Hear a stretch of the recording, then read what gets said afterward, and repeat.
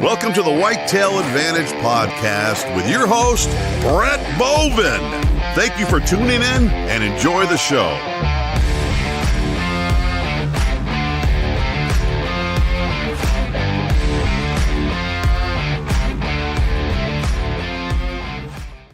What is up, everyone? Welcome to the Whitetail Advantage Podcast. I'm your host, Brett Bovin, and it's the last show of the week for us here. And it is Montana week. And tonight, though, we're in Missouri.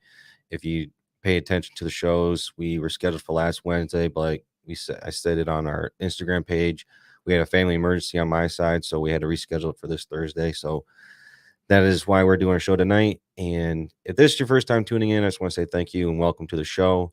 Each week we do a live show. We used to do it Monday through Wednesday, but things have been changing. So we're going to be doing a live show on our YouTube page Tuesdays and Thursdays at 9 p.m. Eastern Standard Time. And still continuing, though, each week is a new state, bringing a new guest on for that day and learning what their hunting gear is like and their hunting tactics and what makes them successful out in the field. And also what's like to hunt out in that state as well, and just kind of get a good atmosphere feeling what it's like out there. I do, though, say that the Deucer is with us tonight, so the Deucer might say hi. He might not, so nope, he's not going to. Anyways, I do ask, though, as the listener in the audience out there, if you can put your cord in the slot machine. And what I mean by that is to help share the show. That's all I simply ask everyone out there to do, is to help do that for us. Everyone out there that has been doing it, I greatly appreciate it, and I can't say thank you enough. And why we ask for your help to share the show is because I strongly believe hunting is a dying sport, it's a dying lifestyle, and eventually, if the numbers keep going the way they are, there will be no more hunting left, basically. But so that's all I ask. Helps gives one new friend, help share the show. Like I said, everyone out there that has been doing it, I can't say thank you enough. But let me get into a quick little housekeeping notes here. Is if you use the code GP10, GP10, you get 10% discount off Gilly Puck products. We're the part of the pro staff with them. So with that being said, Deucer, we like to run a quick little video for him.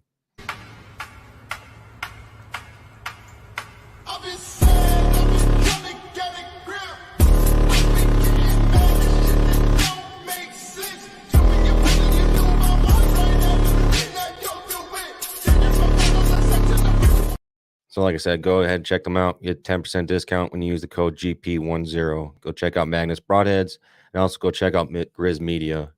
And we are a part of the Carbon TV, so go make sure and go check them out there. Check us out on their website, their platform. If you can give us a positive review, be greatly appreciated. And with that being said, enough of the boring mumbo jumbo of the intro stuff. You all know the routine. Anyways, like we said, tonight it's Thursday, June 27th. And we're in Missouri. We have got an amazing guest tonight. I can't wait to pick his brain to see what it's like out in Missouri and learn what he's doing out there. So, Deucer, let's bring in our guest tonight, Ty. What was that, Deucer? I don't know, man. We have a lot of people that come on here. They're amazing people. That is true. We have an amazing guest almost every night. Yeah, so, every night. It's amazing. But I can't wait for this one. Same here, man. So let's bring him in tonight, man.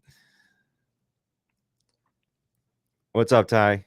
Not a lot. Just hanging out and doing summer wife chores here lately. Oh yeah, it's that time of year, trying to keep her happy. So when the fall comes around, give a little now, take later. So right, yeah. I told my wife, though, on our first date when we first met, was, listen, this is what you're gonna get out of me. I like to golf sometimes in the spring, in the summer times. And in the fall, this is what I'm mainly going to be doing. I'm going to be hunting, or my butt's going to be in the chair on Saturdays watching college football. So yeah. She stuck with me since then. So yeah, at least, hey, if they know what they're getting into, they can't complain too much later, right? Exactly. So I told her, all right, I'll do whatever you want me to do. later on about hunting and college football. That's my time. I love that stuff. I'll do it with family. Don't get me wrong. Right. That's my favorite time of the year. No, I get it. I get it. It's funny, little quick tidbit. My wife and I got married back in 1998. And at that time, Missouri archery season opened up October 1st. So we scheduled our marriage prior to that. So I would never be, because she was wanting to have a fall wedding. And I'm like, well, we'll just, how about, middle, late September. Well, then I can't remember when they changed it, but eventually Missouri moved opening day back to September 15th. So now every year, opening weekend of archery season in Missouri is our honeymoon. So, or our anniversary. So now we're always like, if I'm not on a big deer, I'm trying to schedule it. Maybe I'm trying to do it like the weekend before. And we kind of take turns every year on who makes the plans for it. So, but yeah, that kind of backfired on me when we planned it. I never knew. If I'd only known that they were going to back it up, I would have made it even earlier, but it is the way it ended up. So no big deal. Yeah. My wife and I both wanted a fall wedding, and I was willing to go into the hunting season, but I told her if there's one requirement, we had to schedule it on a day that Oregon has a bye that week. And we did. But now realizing, oh wait, they're not going to have bye every time on that day. So didn't think that part through. Right? No, it is the way it is. So we work through it. So, well, Ty, for everyone that doesn't know you, can you give a little background about who you are? Well, my name's Ty Easley. I actually live and hunt mostly in Missouri. I'm actually affiliated and part of Heartland Bow Hunter. Been with them since 15, 16. I think we're on our 16th, 17th year. I don't know, there's so many.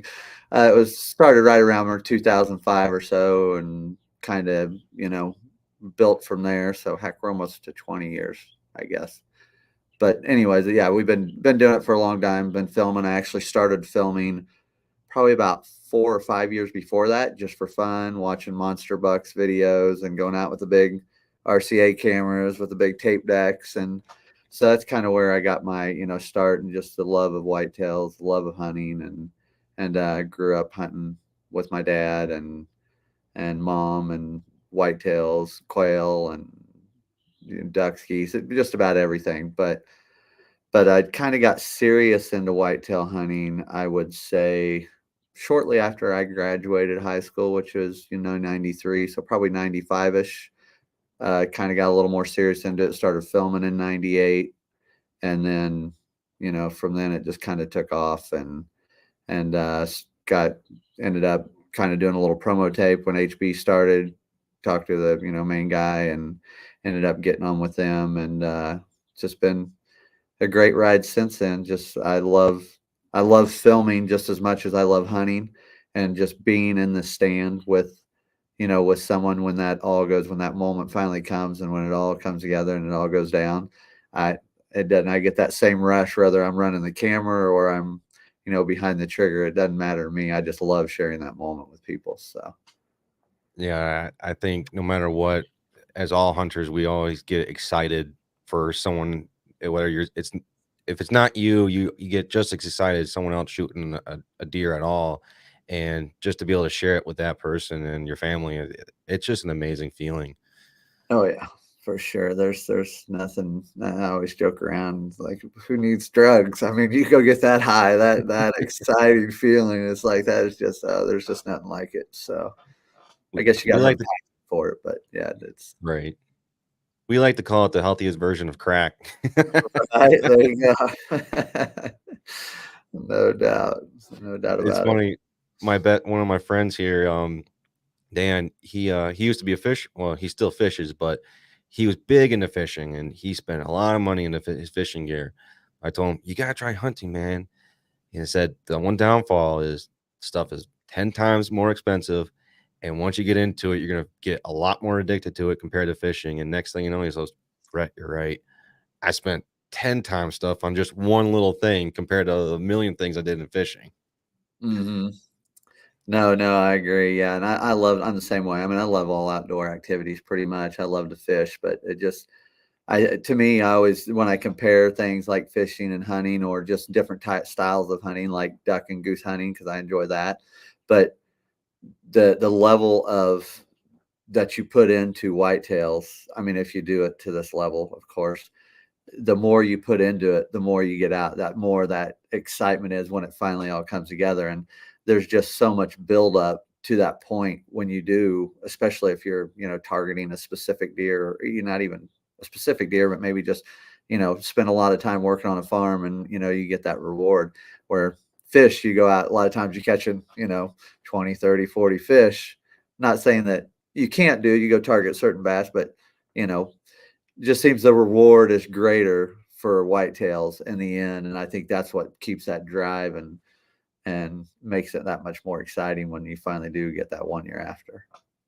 Yeah, I basically told him the same thing. Was you basically go fishing year round pretty much, and you, no matter what, you probably going to go out there and catch something at least 50% of the time that you go out fishing every time you go out there. Hunting, on the other hand, you have a small window, and even in that small window, it's shortened even more because you just don't know if you're going to see a deer or see the deer that you're after. And then once you do see a deer, you're excited, and then you see the deer that you're really after, and you're able to harvest him. It makes that feeling 10 times greater because you just know within that small frame that you were able to succeed in that small of a period compared to a larger season, and you can be out there more often. Oh yeah, there's no doubt about it. And especially when you've done it enough to where you realize how special that moment is when you do finally get the one you've been after, because you've not succeeded so many times, in the past. So it makes those moments, that much, better. What type of gear are you running, Ty? As far as like camera gear or like hunting gear, or what I guess Your hunting gear. I should have asked that better. Your hunting gear. Yeah. I'm sorry. Because I get, questions all the time about both. So we've at Heartland Bowhunter, we've been with Bowtech forever. I mean, basically since we started. I think we shot Elite maybe one year, but pretty much we shot Bowtech, and I've always loved their bows. They've always, they're so and just inventing things constantly, and I really like everyone. It's hard though. I always tell people when they're guys, I obviously get a lot of questions. Oh, what bow? What bow should we get? And I mean, I always tell people, kind of like a pair of shoes, go try them on, go to an archery range, shoot whatever shoot different bows, see which one feels best for you, which one you like. But yeah, so we're shooting Bowtech. Our camo is First Light. They just came on board a couple of years ago. Really like their gear. They're real form fitting. They got great base layers, mid-season, early season, mid-season, late season. I really like their lineup of clothing. Lacrosse boots is our boots, people that we pretty much use all the time. I really, really like their boots, especially their lace ups. I do a ton of shed hunting, and I put lace up boots through hell, if you will. I really put those to test. It used to be I could seem like I was going through a pair every year, back in the day when I just buy cheaper boots. But yeah, their lacrosse lace ups are pretty nice. I've had the same set for 3 shed seasons now. They're getting pretty beat up now, but for 3 shed seasons, I mean, you're talking, I don't know how many hours and miles I walk. It's a lot. So, but what else? Arrows, Victory arrows. We shoot I shoot the low profile TKOs, and then G5 broadheads. I like the mega meats myself. They come out with they're 3 blade, and I think they're 2.5, if I'm not mistaken, inch cut, and they fly good. I mean, I'm all about wanting to make sure my arrow is going to fly good and straight at 40, 50 yards, even though I try to keep within a 40 yards range if I can, especially whitetails. I mean, I'd much rather have everything at 20. So when I set up my stands and everything, I'm usually try to set everything up pretty tight. I'll kind of push the limit on the wind just to get in a little tighter if I can. But yeah, I really like the mega meats. put a pretty good hole in them. If you make that little less than perfect shot, it can make a big difference. So I think that's the majority of them. I kind of was testing stuff out growing up, and I used to shoot these Crimson Raptor mechanical broadheads. Those were junk. And then I went to Magnus, and then I tried some other broadheads, and G5 was one of them. And I think it was Montex that I was using. Yeah, the fixed blade. It's like, they're all one, aren't they? Yes. Yeah. Did you have very good luck with those? I haven't shot those. So the Montex? Yeah, they shoot pretty good. I didn't like those at all, only because they just seem to if I shot at a deer at like my target range of 40, 45 yards, whatever, it seemed like right at the last second it would dive.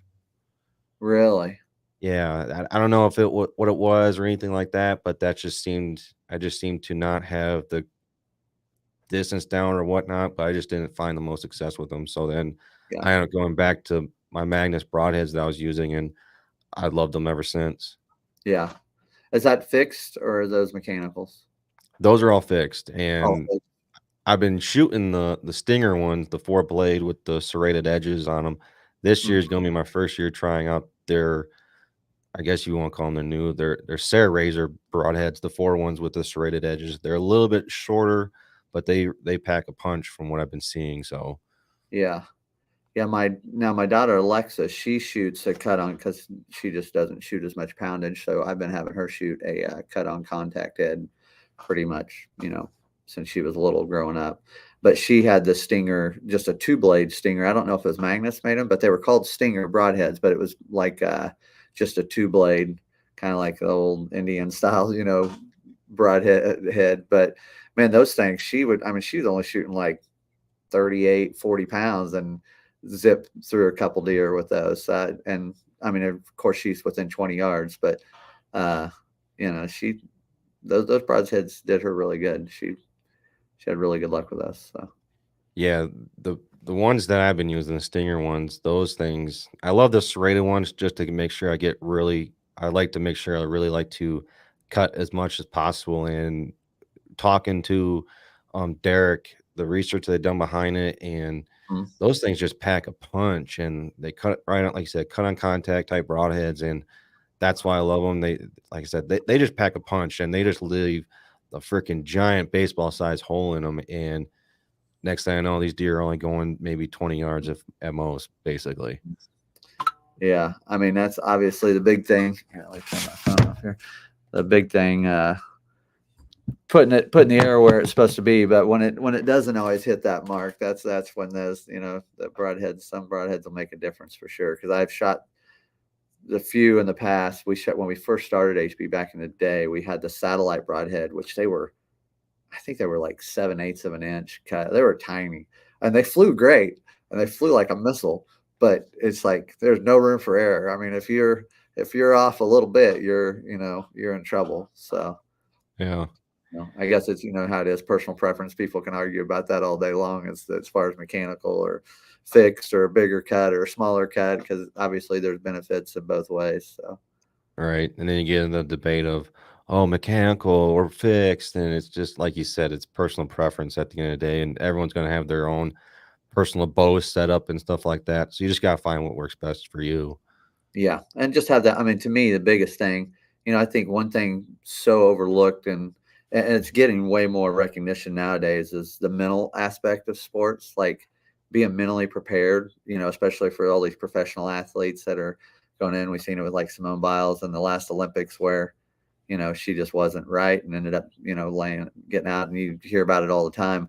I mean, I think about that with hunting. There was a few times last year, in fact, that I was going after a specific deer that I had been hunting for a couple of years. And I remember a couple times on the stand, like I never like to have any doubt, but there was like that little bit of, have you shot enough? Are you on this good? And even though all my shots are tight, I'm like, okay, you better, or like, it is, if you go out one night and maybe you don't have a great night shooting and then you go to hunt, because I try to shoot during the season a lot, because I don't like being one of those guys that shoot a bunch up till season starts and then don't shoot for a month, and then all of a sudden you don't know if something's wrong. So I try to shoot at least twice a week during season, and just to make sure everything's still on, and B, it just keeps your confidence up. But back to the mental thing, I remember being in the stand that night thinking, just having that little bit of self-doubt. And I think that's with your equipment, not just broadheads, but your bow and everything. That's a huge factor, is being confident in the equipment you're using, and then confident in yourself, to perform in that moment. Oh yeah, mental strength is a huge part of hunting on top of it. And I think so for me, what I generally do is when I'm hunting, well, let me backtrack. Throughout the year in the off season, generally from April to about August, roughly ballpark, I'll shoot at just a circle target. And at that point, I'm just working on form. And then August to September, I'm shooting at my 3D target, getting my eyesight picture and of an actual deer. And then Taking when angles. exactly, I'm picking out different angles up and then downhill, uphill, figuring out what's going to happen. And then before I go out hunting that day, I always take 2 shots at just a target just to make sure everything's shooting fine. And then when I'm actually out in my stand, I've come to be doing a lot more is I'm sitting out there and enjoying hunting, but at the same time, I'm thinking of a million different type of scenarios of, well, what if a deer comes from here or over there? Or what if it happens if they catch me right here? Or I'm just, like I said, thinking of a million scenarios that could possibly happen. So that way, if one of them was to happen, I have some type of game plan of what I'm going to do. Mm-hmm. No, that's great. That's really good advice, because that's I think most successful hunters do that a lot. So it's not being caught with your pants down, if you will. I know for us, a lot of times for filming too, we have to think of not only our angle, but the camera angle too.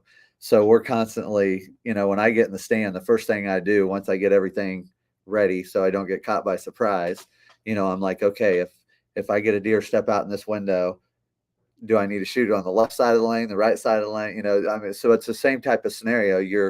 Whether you're in the stand by yourself or with someone, as long as you got that, like you said, that game plan together, and making sure that, that you're ready for those. Because we all know that even you think you're completely ready, and something always happens weird that you're like, gosh, I thought of everything except for that.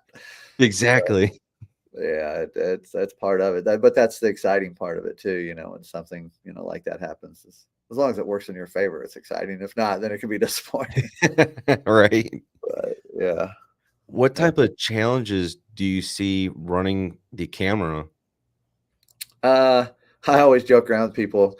Being in the driver's seat, being the hunter, if you had to scale them, from 1 to 10, 1 being the easiest. Being the hunter is maybe a 5, and being the filmer is definitely a 10. It's way harder filming than it is hunting. And then there's always, obviously if you do it more, but we run dual cameras. So we're running 2 cameras at once typically. So, you have to make sure you're hitting record. You have to make sure your focus is right. You have to make sure your framing's right on the deer. There's just a lot of things that go into the filming side of things. But again, it all goes back. It can sound overwhelming, but if you practice it enough and you prepare for those moments, just like when you're hunting, then not as difficult. So, and it kind of depends on what time of year it is too. A lot, typically early, late season when deer are coming in, you're hunting, or I hunt food sources majority of the time, early season, late season. So it's more often the deer are coming through a little bit slow. You got a little more time to react, a little more time to get ready. Whereas, as well as I do during the rut, you could be sitting there and not see anything, and 30 seconds later, the deer could be dead on the ground at 20 yards away. So everything happens so fast and during the rut. And that's the hard time. When I usually hunt with someone or if I'm having somebody film me that don't film a lot, I very rarely will take them out and put them in that pressure moment of like rut scenarios. I can have somebody come film me usually early season and late season, and I can kind of help them out and, work back and forth because you have that time. But Right. in the rut, you don't have that luxury. Now I got to ask, because Does that happen a lot where you pass up deer because you don't have shooting light? Because in my opinion, I just feel like, you know what? I don't care. I'm shooting this deer. You know, I've been pretty fortunate. I've had I can think of one instance, which is, I mean, I've been, filming and hunting for deer for 20 some years now, 25 years. Maybe one instance where there was low light, where maybe I would have shot the deer, where it's still legal shooting light, but the older cameras aren't reality cameras these days. Honestly, can probably shoot and film longer than what I can almost see through my peep sight. So I don't run into the low light problem as much these days. But the other aspect of what was the question again? I'm sorry, I lost my frame of thought there. What do you pass up deer when you don't have the Oh, much shooting light? Yeah. So with the shooting light, it's not as big a deal. But I did have one instance with a lane. It was a buddy of mine from North Carolina that comes in once a year. I've been best friends with him since third grade. And he's, great about trying to run the cameras. He just don't have the time behind it. And I thought, like I said earlier, I usually don't put someone in that situation, but he's ran it a few times and I thought we'd be all right. It was just one of those weird situations where a deer comes in from my right, comes across this way, and there's a tree on my left. He's kind of behind the tree, so he thinks to go this way. Should have came this way. I'm at full draw, and I'm like, "Are you on him?" And I'm looking. I could see he's still behind the tree. Has no idea, and it wasn't a giant deer. I mean, it was probably a 150 deer, a really cool buck, and it wasn't one that I'd had a ton of history with. So it wasn't a major letdown moment. He brings it up all the time. Like, man, I still feel bad. I, didn't get on that deer. I'm like, hey, don't sweat it. It wasn't like a once in a lifetime. To me, if it was that important of a deer, then I would have probably just shot it, Yeah. So obviously it's important for the show being, especially when we're on hunts. Like when I usually go to Heartland Pride Outfitters once a year out there in Kansas. So for their show and their deer, obviously it has to be on film. So that situation would be different out there where I would probably definitely hold off. But here in Missouri, if I had a 200-inch whitetail walked up on me and my cameraman is not ready for some reason, I'm not passing up on a once in a lifetime deer, that's the way it is. So. And I've seen some videos where people are like, "Oh, I couldn't take the shot because it was either low light or they just didn't have the camera angle." And I'm thinking to myself, "Sorry, I get you're on your national TV, and I get that you need that. I get that 100%. But at the same time, I'm thinking to myself, well, just an average Joe hunter that isn't on TV. Sorry, I'm shooting that deer. We can film the stuff afterwards." For real, yeah. And I wouldn't expect anything. I mean, I always. Of course, I get a lot of guys. Almost all the properties I hunt on, other people hunt too. So I get a lot of, oh well, I'm always asking myself. People are telling me, they're asking themselves, well, would you have shot that deer? Would Ty have shot that deer? Like, don't ever ask yourself that. You decide what deer you want to shoot. You be happy with the deer you shoot. Everybody's at different, stages, levels in their lives with different things, and my expectation, what I want to shoot. And it's not always antler size. I mean, to me, we just go mainly, honestly, at this point, it's all about the age. I mean, we try to let every deer at least get to 5.5. And then after that, if I had one a few years ago, we were talking a minute ago about that deer dreamer that I shot back in 2020. The year before that was the first year I started hunting dreamer, was at 5.5. And he was probably 170 inches at that time. And I got a trail cam picture of him and went in to hunt him. And I had an 8.5-year-old show up. And, I'm not going to pass an 8.5-year-old deer. He was probably 105-inch deer, But I mean, to get an opportunity at that whitetail that I've had pictures of for all these years, I know was as excited as could be. And it ended up paying off because the next year Dreamer ended up growing to 182 inches and I killed him then. So that was definitely, worked in my favor. It doesn't always work out like that, but. Right. Yeah. Last year I saw, I don't know how old he was, but I'm guessing close to 5. He was just a 4-pointer, but he was just a fat dude and he was just thick, like the biggest fast deer I've ever seen. And I'm sure I got some photos of them somewhere, but Mm-hmm. I just was looking like antlers were out the window for me. I was just like, that deer, I want him. And I was after him since the second week of October, because that's when I started seeing him on somewhat of a regular basis. I was like, I'm after this deer because I want him. And I haven't had a deer yet. At the time when I saw the photo of him, I was like, I'm shooting that deer if I get the opportunity, because he was just the body on him and everything. It was pretty sweet to see. Oh yeah. Yeah. Those big mature deer, they just the way they act different, just always just the way they approach a food plot, the way they just are looking at everything. They're really methodical. They're just different animals. You hear all the time about farmers or people, oh, how hard could it be?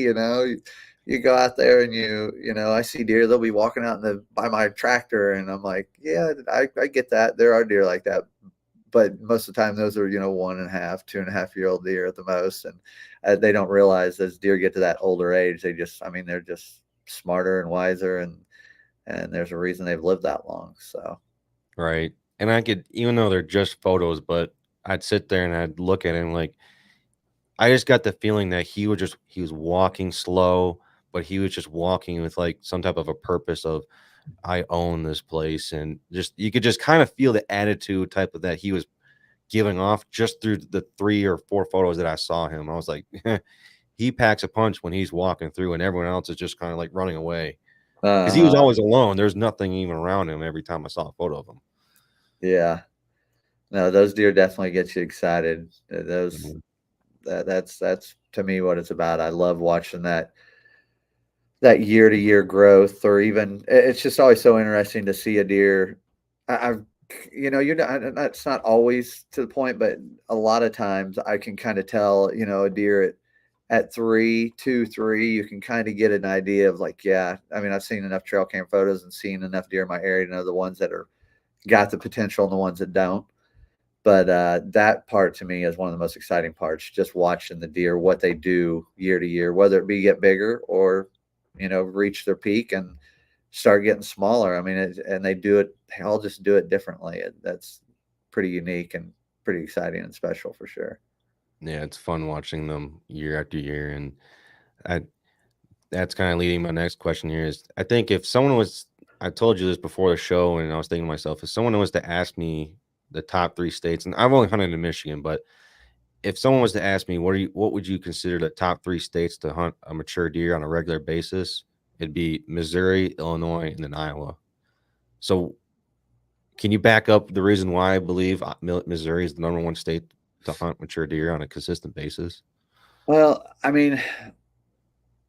so there's good, like any state, there's good and bad.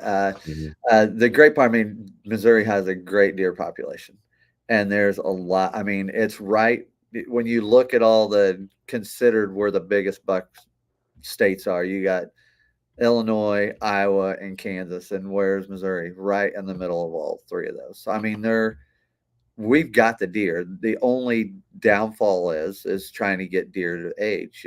That's the big part. And I know some deer, and genetically, I know nutrition, genetics, and age. You got to have all 3 of those to have a giant scoring deer if that's what you're looking for.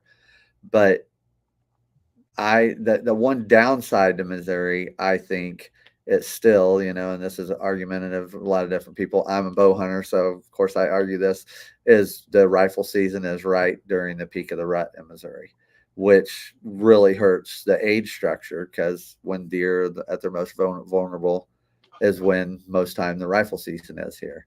And I think that kind of hurts our age structure a little bit. That, and they're very open. It's not a draw state, so anybody can come in and hunt, which is, great for outside state hunters. And I don't really care. It doesn't bother me at all.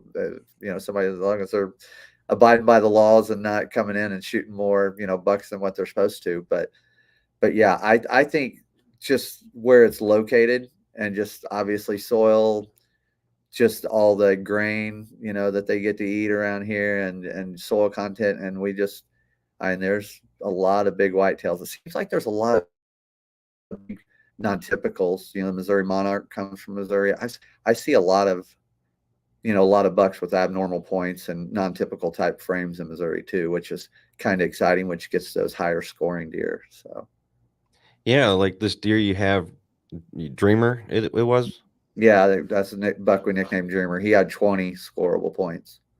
Yeah, I agree with you on that. It just seems like you see more non-typical deer out there because you just have a bunch of kickers or drop times or just some weird frames out there in Missouri. And I think that's what kind of makes Missouri cool is you see that more often, but you still see a lot of your traditional typical type deer. And so when you say the peak of the rut, when is your hunting season start, and then in correlation with the rut and stuff like that?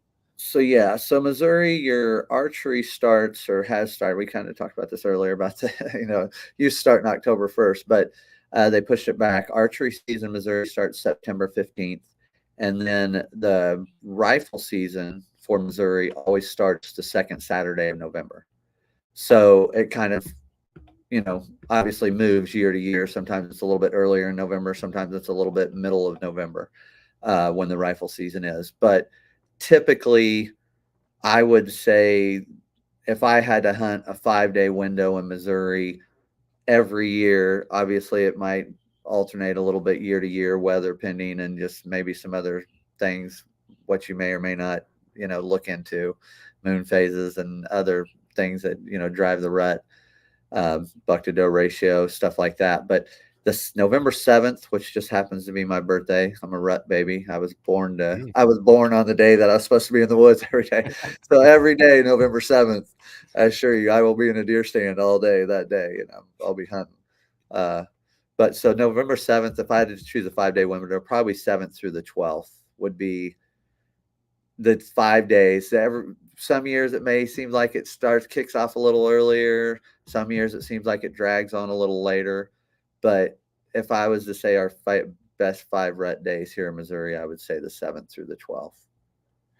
Yeah, and here in Michigan, it was weird. A couple years ago, it seemed like the rut kicked off like right on Halloween or right around Halloween, and then last year it seemed like it was just like towards the end of November. It was just like, were we gonna see any rut action at this point? And come to find out, it was November like 17th. You're starting to see more of the activity kind of happening.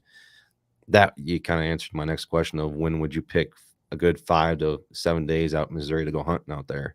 Yeah, I mean, if it's me, those are your 5 days where I would think majority of the bucks are up seeking. I mean, there might be, we had some bucks we seen last year locked down earlier than that. So yeah, there's always going to be those does that are coming in throughout, the late October all the way into November. So it's just a matter of, being on the right place at the right time. I mean, in the end, that's what it all kind of, especially that time of year. I mean, I've started looking at a lot of the deer I've killed over the last, probably 10 years, the bigger mature deer.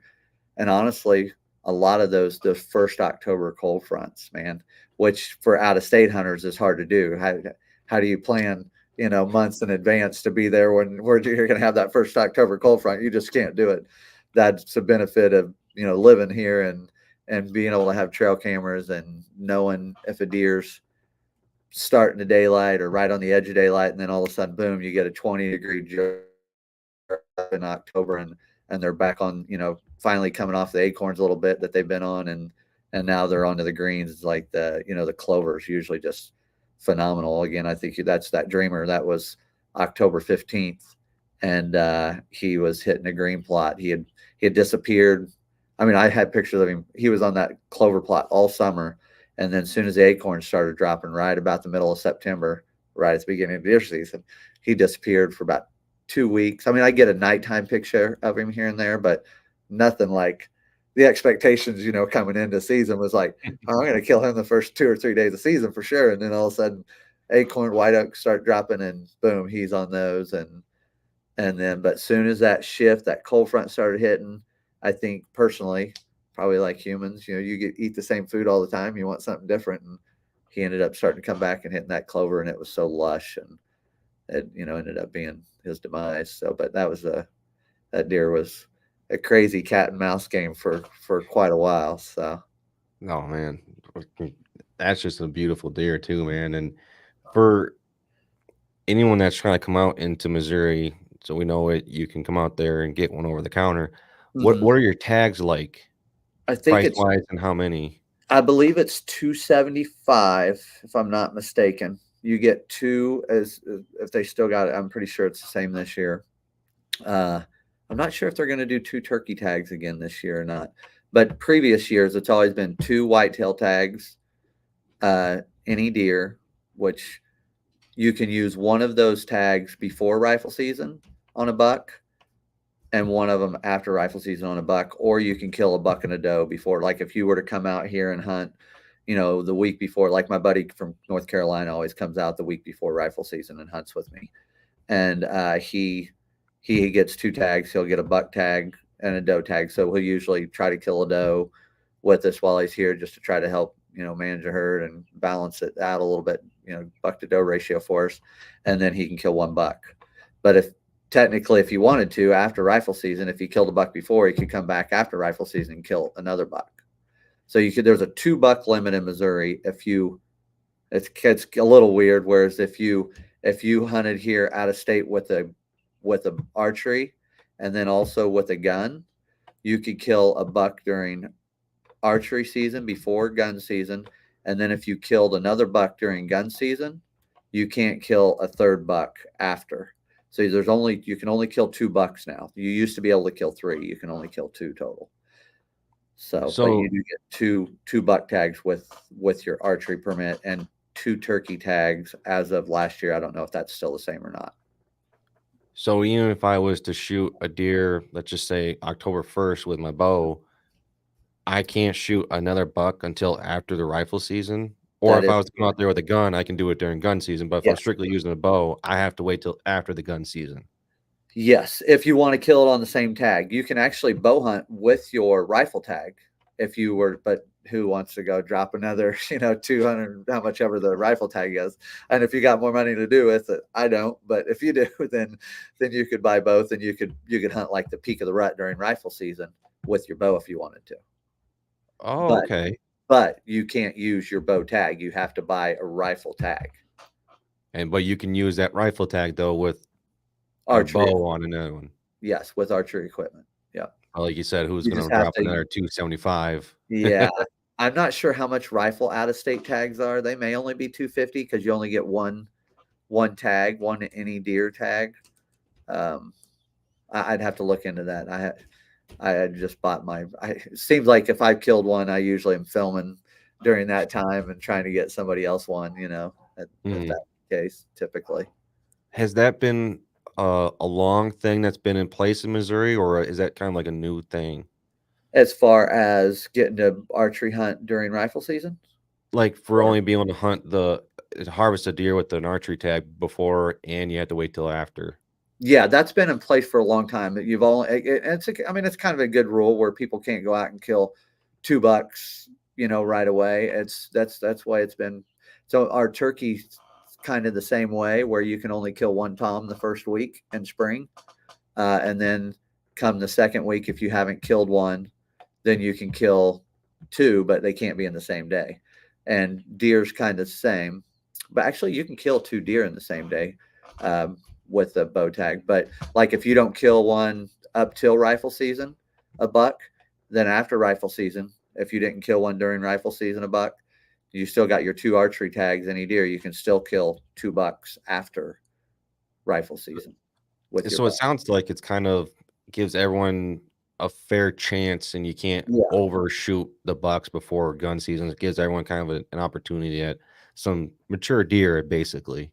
That's exactly right. Yeah, that's exactly what it does. I mean, that's kind of even levels the playing field and doesn't let a bunch of people go out and kill a bunch of bucks early, before the rut kicks in. And it also helps, make sure there's enough bucks breeding does, and the bucks that, where the herd doesn't get too out of balance, where the bucks are running even more crazy than what they should be, so. But now for someone that's coming out there and they haven't done any e-scouting for Missouri or anything like that, what would you tell someone this is what you should look for if you want to try and find a mature deer? Man, that's tough. I know that's tough. I mean, there's no 2 ways about it. Right. It's funny. I totally get the do-it-yourselfer guys. I have tons of respect for that because there's a lot of land here in Missouri that is huntable. A lot of conservation land, a lot of I think there's even some government land over on St. Louis side, if I remember right. I'm not as familiar with that side of the state as I am on the west side of the state. I'm on the Kansas City side. We're not too far away from Kansas. But there's a lot of, walk-in areas that you can hunt on. I used to do that before I got big into the Heartland Bowhunter thing. And now I try to go to Kansas during the rifle season here. Typically, I put in for Kansas. Didn't get drawn this year, but previous years I'm out there during our rifle season. But I used to go up to Fountain Grove. There's Swan Lake area. There's multiple like duck hunting refuges around Missouri that have a lot of, conservation land that has a lot of walk-in archery hunter, available that are really good. And then there's just, like I said, I think there's a lot down like around Truman Lake area, walk-in areas. But I mean, it's tough, but I guess what I was getting back to is especially like elk hunting and even whitetail hunting, if you can find somebody that is reputable, some type of guide, even if it's a semi-guided hunt, like when we go out to Heartland Pride Outfitters, that's kind of what we look at it as a semi-guided hunt. They let us kind of give us a couple farms and give us pictures of the deer that they've gotten on those farms, and then we get to kind of go and set up and hunt it how we want. If you can find that situation, if you're truly trophy hunting for a big, deer, I mean, you can get lucky. Don't get me wrong. I know it happens every year, but the odds of that, I would almost think it's worth paying, especially if you can't afford to do it every year.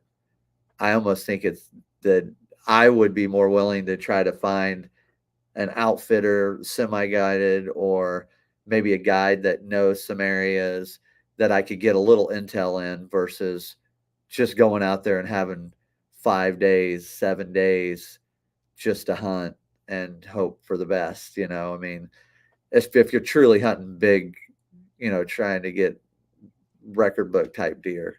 Now, if you're just going out there to have a good time and kill deer, then, and trophy, to everybody's standards different. It's always hard to tell, but I mean, there's a lot of opportunities on those conservation areas. I killed some good ones, like I said, up at Fountain Grove years ago. I haven't been up there in a long time, but it was really good, back in the day.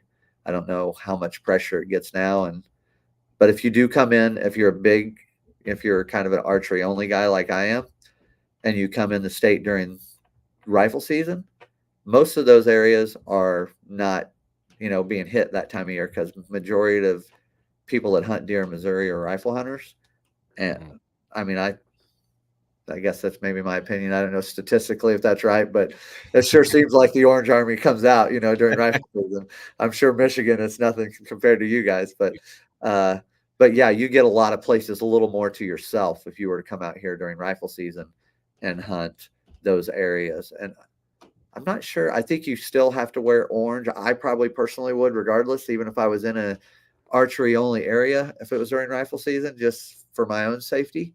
Right. I would be wearing orange, but you still got to, I think you got to abide by all the regulations for that time of year and for that tag that you're doing it. And I think if I'm not mistaken, I think our rifle season is open for, I think it's 10 days, if I'm not mistaken, for the buck portion of our rifle hunt season.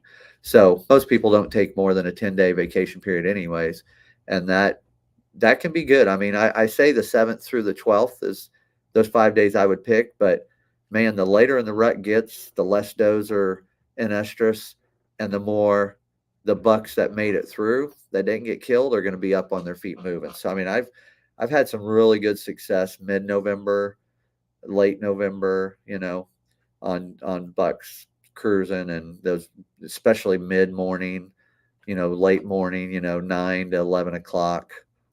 I've had a lot of activity on the cameras and even, just out there visually seeing them at that time of year and time of day. So let's take food plots out of the equation. So for Okay. someone that's coming out there hunting, Mm-hmm. how are you setting up on deer outside of the food plots? Where are you looking at the most? I guess it depends on the time of year that I'm there. If we're talking during rut, I'm looking for transitions for obviously funnel areas. You hear that's kind of an old thing. Everybody looks for that funnel area, but you don't always want to find a pinch because it seems like a lot of deer will cut those off. I mean, you may have it where this big block of timber and this big block of timber and a little strip cuts through it. Obviously that's a great pinch funnel area, which during the rut might be good, but the way they use those, they may cut in at an angle here or cut in an angle through there where they're not just running up and down the gauntlet, if you will. So you got to be a little careful with that. But if I was personally, I like trying to find, I would be looking for something with ag fields. I like looking at the overlooked areas. You get in some of those conservation areas and everybody's first thought is, I'm going way back in the back where nobody's at, right? I'm hiking back 1.5 miles back in there which you sometimes holds a little true, but man, I've been in some good the Fountain Grove I was telling you about. I had an instance up there where literally probably, this old road went back in there about 3/4 mile before you got to the back side of the timber. And then it's hundreds of acres back there along this big river and bluff. But when you're first going down it, I mean, right to your left, it's kind of marshy and it's where the duck hunters are at. And I just went in maybe 100 yards, 200 yards up that road, took a left, went in there, set up literally behind like 70, 80 yards, probably 80 yards behind these guys' duck blinds. And they're talking and doing but I mean, when I went in there, I'd found some real good scrape line running right up the edge of where the marsh was, where the water was and where the dry land was. And just got in a self climber, had a real good buck come in right before dark, using that scrape line. It was right at the very beginning of November. And to this day, I bring up this story as like my most vivid miss I've ever had. Like, don't know, like the deer literally had an angel on him and I shot, still to this day, it's like 25 yards. Don't know how I missed him. Drew back another arrow, shot the leaf that he had kicked up, hit it perfect. And I'm like, in my mind, I'm like, and it was one of those where everything felt good. So you just didn't know. But those getting back, I mean, I was in the stand, listening to these guys talking, walking around, moving decoys. And this buck comes up, an hour before dark, and he was just conditioned to it. He was used to them, them being out there. And cause they typically have hunters out there every day, the week, and they draw for those blinds. So there's probably been hunters in that blind, I assume, at least 5 days a week.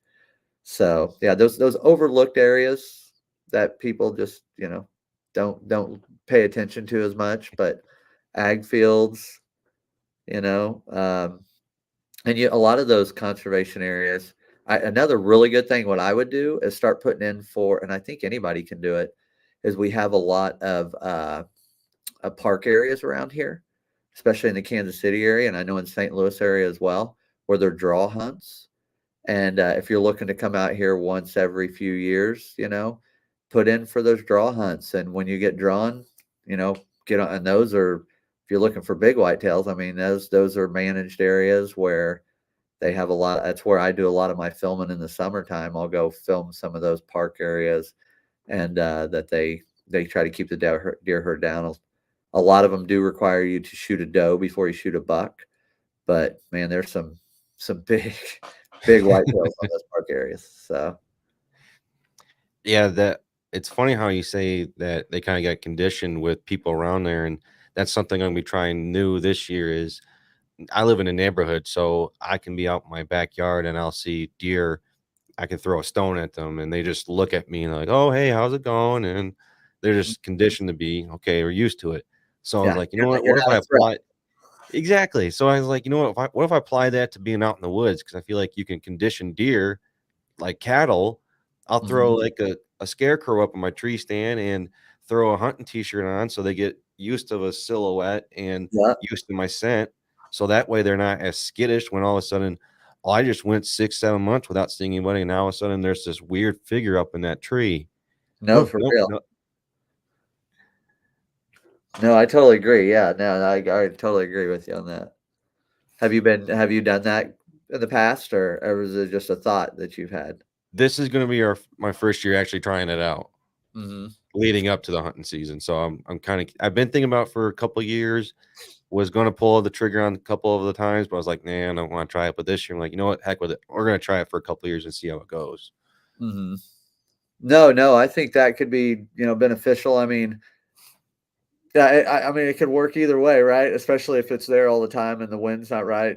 If they get used to that scent, but obviously the problem if it rains, the scent's eventually going to, wash away. And I think they can scent wise, I think they can determine the difference between, a human being there and, a human not being there. But as far as the visual effect, like you said, especially if it's a tree that doesn't have great cover, that you're a little bit concerned with cover, that I could definitely see that, being a benefit and them getting used to this. Kind of the same concept of I would never personally go in and just throw up a ground blind on the edge of a field and expect to kill a giant whitetail out of it. I mean, I don't think most are matured unless you just get lucky and it's a buck that's, lives a mile away from there. He just happens to be after a hot doe and just runs through there.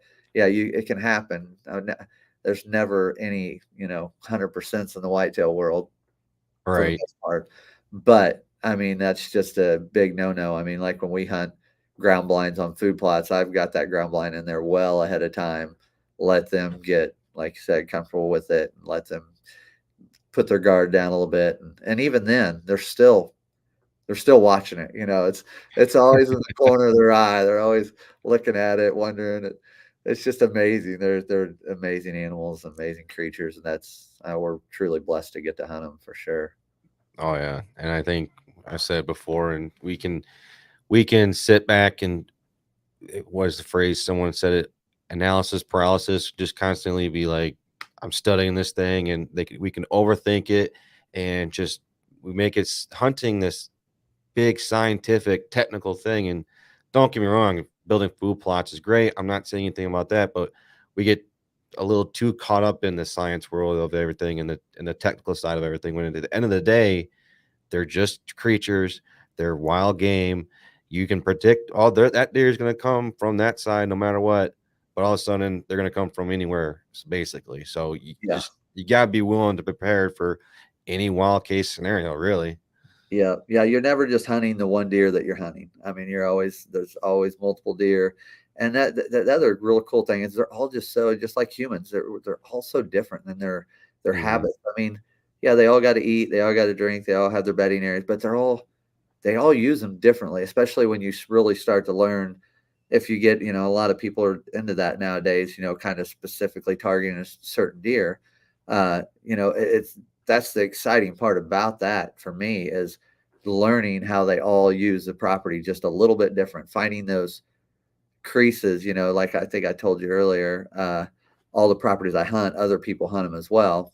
Most farms, pretty much everyone we hunt, other people hunt them. So I've got to learn. The good part is we've all kind of have our own areas, right? So we're not stepping over each other's toes. We're like, okay, you can hunt this part of this farm, I'll hunt this part, So our areas are staying good, but it's just interesting how those deer find those, because nobody wants to step on the other's toes. So you're always staying a little bit off this border, and those deer find those creases where this guy won't move any further than this way. This guy won't move any further. So they start working. And I found that, to be true many times, and, especially for bedding and just where they can feel comfortable, because that's, areas you're just staying out of, especially I think that's a big thing, trying to find an area and leave it alone, leave that sanctuary other than during shed season, or if you're going in to find a dead deer, just, there's places on some of the farms I hunt that I know the deer there. I mean, I know it's a great spot, but do I want to risk going in and hanging a stand there and pressuring them out of the area that they feel comfortable in? No, I'd rather try to catch them coming to it and from it. And, without, I'll push the line sometimes, especially during the rut, but for the most part, I try to leave those sanctuaries and give them that comfort space and not running them off to other farms. And, then the neighbor might shoot it. And I mean, that might happen anyways, but I try not to help that out, Right. Yeah. This year I'm going to be trying to push the limits a little bit close to the bedding areas, but at the same time, they feel safe there. So I'm not going to be pushing as close as I want to. I like to catch them like you catch them going to or from that bedding area. So it's something I want to try this year to see how close I can really get without really disturbing much. Mm-hmm. And yeah, and that's the big thing, in an entrance and exits, right? Getting in and out without disturbing much. Exactly. And I think each year you got to try something new, though. And these are the couple of things I'm going to be trying new this year. So, but with that being said, though, Ty, we are getting close to the end of the show. And I do want to ask, though, was there a story or a topic that you didn't get to share, we didn't get to talk about tonight that you want to get into? One thing. It's funny. I'll do a real quick. So I was after this deer last year, and it was a buck. I nicknamed him High Boy. He was real tall, nice 8-pointer. And I think I may have talked to you a little bit about this, maybe not, but he had a real long unicorn point. Anyways, I hunted him for a couple of years in a row, hunting him real hard last year, pretty much nonstop. I mean, just this one whitetail, he pretty much consumed me. I try not to let deer do that anymore, but he was just one that kind of did, just the way it worked out. And I was fortunate enough and got to film my dad, sorry, not my dad, my son and my daughter killing a buck last year. So that was exciting. But that one ended up getting poached. So I guess just a word to, hopefully we don't have any poachers watching the show, but hopefully everybody, just is respectful of the game that we're hunting, and it's truly a blessing and a gift that we get to do this. And hopefully everybody, abides by the rules and doesn't, I know antlers, it can become addicting and exciting, but I just hope everybody does it in a fair way and a legal way. And because there are a lot of people that put a lot of time and effort and to doing it the right way. And I try to do it the right way and try to be, obviously with filming, and try to be, as careful and legal as we can. And it was, boy, that was a heartbreaker for that to go down. He ended up getting poached, shot from a road, and just happened to get lucky. And the guy had a trail cam picture of him coming out through, and it wasn't even a hunter. He was just putting up because he had stuff stolen, and the guy happened to walk through it with his deer's head walking out. And but it was one of those nighttime pictures, so flash, you can't really tell who the guy was, but it's really disheartening, to see people still out there doing it, and just be respectful of, we're all in this. You hate to see other hunters give other hunters a bad name, because we're all doing this because it's what we love. It's a passion.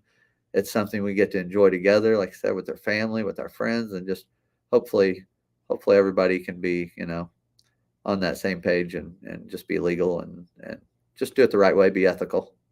No, I agree with you 100%. And I think my biggest pet peeve with deer and hunting in general is, first off, my biggest one is when they're on the side of the road and they jump out in the middle of nowhere. Right at the last second, they hit my truck and destroy it. So that's probably my biggest one. So, yep, I hate them when they do that. Then they're like, then they're tied for two of people that poach deer and people that steal trail cameras. Those two are tied for two. Yeah, and those are my biggest pet peeves when it comes to the hunting world. Because, like you said, it gives hunters a bad name, and it takes just that one bad apple to put a cast on all hunters. Oh, you all just out there poaching deer, and you're gonna shoot them when you want. You see the rack, and you're gonna take them when you want to. So that's not all hunters. You're just looking at one person. Yeah. Yeah, and I know, and I truly know that as well. But that's the sad part. It is, a fellow hunter that's probably stealing the stuff we're taking. So it's like, it's like, I just hope we all have, morals and yeah, that one just left a bad taste in my mouth. Still, and it's been, 7 months later, 6 months later, it's still a little bit sore spot, but you don't have in the end, all you can do is control, what you do. And, right. You got to let those roll off you, and there'll always be other whitetails to go after and hunt. I mean, hopefully we don't have we get to continue to do this our whole lives. But yeah, that's probably one little topic that is, I guess that's still a fresh wound from last year that I haven't completely forgotten about. Well, it's just the ethical side of it all, but at the same time, it's like you feel like something was stolen from you, and you kind of feel like almost like a cliffhanger type of deal in the sense of you just never know if we would have gotten a deer or someone else gotten a deer, but nope, it got stolen from us. Yeah, and to me, I mean, for an animal to beat the odds, right? That in an area and this deer was one of those, like I said, that the dreamer buck, he had a small core area, so he was, to me, a very huntable whitetail, and the reason why he got to 6.5. This buck was 6.5 and got there, and his area was from where he got poached to where I found a shed the year before was like 2.1 miles, which is in suburbs, like area. So like he crossed multiple roads to get to, so he had a big area. So I guess what I'm getting at is it was a really smart deer, if you will. I hunted him, I bet 35, 40 sits last year and seen him one time and have multiple daylight pictures of him. Like he knew when I was there. He just was a very intelligent deer. And just, I guess what I'm getting at is to see him get killed the way he got killed.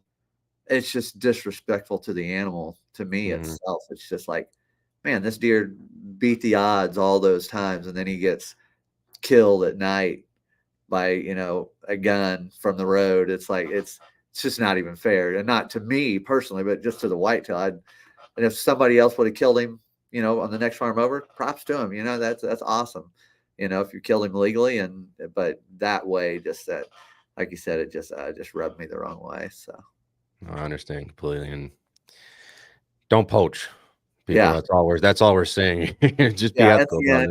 Just be ethical hunters. Do it the right way, and I mean, there's plenty of opportunity to do it that way. So don't get so caught up in the antlers. Antlers aren't everything. It's that spirit, sharing that moment and being out there and enjoying it. So exactly, you nailed it on the spot right there, my brother. And Ty, I just want to say thank you again for coming on the show. I greatly appreciate it. For people that want to follow you guys, how can they do that? Yeah, I'm on social media platform, obviously, Facebook, Instagram, and then Heartland Bowhunter. We actually have, I'll give a little plug. We have our Heartland, for anybody that's in the Kansas City area, this Saturday evening, we have our Heartland Bowhunter premiere, which will be Heartland Bowhunter and Heartland Waterfowl. We'll be airing 2 shows that night. It's kind of a meet and greet where all the guys from HB and HW get together once a year. It's up by Bass Pro Shop right here in Independence. And yeah, it's a good time. They have a big raffle. They give away tons of prizes, give away bows. I mean, I can't even begin to, I mean, thousands and thousands of dollars worth of prizes they're giving away, free hats. I think the first, can't remember, 100 people, 200 people through the door get free Yeti, mugs and stuff. So yeah, it's just a cool thing just to get there. Kind of fires me back up for the year. You kind of drift off. That's one thing I do kind of like about it too. I kind of usually take, June off, where I kind of, like we were saying earlier, kind of to catch up some house stuff. But this kind of gets that fire going again. You get up there and start talking about, like we're doing tonight, talking about whitetail hunting and deer. It kind of lights fire under you, gets you excited for the next year for sure. So, but yeah, right. If you're in that area this Saturday, stop on by and say hi to me. Oh, definitely, man. Everyone go check them out there. Ty, I just want to say thank you again, man. And thank you again for rescheduling for tonight, man. I greatly appreciate it. I can't say thank you enough, man. Nope. No problem at all. I get it. Stuff happens. So anytime, hopefully we'll do it again sometime. Oh yeah, for sure, man. We'll definitely have you back on the show, man.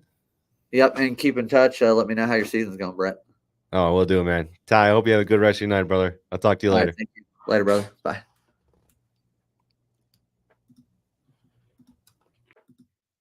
Producer's slacking right there. He's fired. Deuce, are you still there? Deuce, are you awake? Oh, I'm awake. You got to give me a second, man. Well, lazy next motherfucker. You just pay attention next time. Jeez. Listen, I'm not the one dazing out on the show. Well, we're still alive here, so we're gonna. Everyone, I just want to say thank you again for tuning in for tonight's show. I greatly appreciate it. Tonight was the last show of the week, and next week we are taking the week off. It's 4th of July week, so we hope everyone celebrates and stay safe for a fun and 4th of July holiday. Again, I just want to say thank you to everyone that's tuned into the show tonight and been fans and supportive of the show. I greatly appreciate it. I can't say thank you enough. And make sure you put your cord in the slot machine, help share the show, use the code GP10, GP10, and get 10% discount off Gilly Puck products. Go check out Grizz Media and MAGNUS Broadheads. Stay up to date on our social media platforms and go check us out at whitetailadvantage.com. And we're going to take the nice week off, and we'll be back at it for the start of our Tuesdays and Thursdays shows again, and we'll be back in with Nebraska in 2 weeks. So thank you, everyone, and I hope you have a safe 4th of July weekend.